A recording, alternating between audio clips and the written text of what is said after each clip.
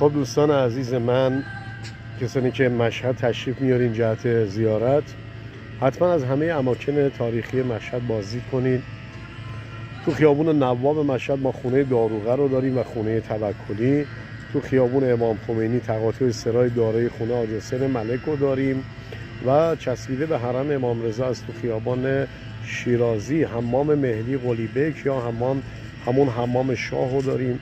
مقبره نادرشاه افشار تو خیابان شیرازی، مقبره کلونل محمد تقی‌خان پسیان رو داریم، مقبره و آرامگاه حکیم ابوالقاسم فردوسی بنای تاریخی آرومیه و خیلی جاها رو داریم میتونیم بازدید کنیم و از مشهد لذت ببریم. و در ضمن به همتونم بگم دوستان عزیز من، کانال یوتیوب من با همین آیدی اینستاگرامم راه اندازی شده.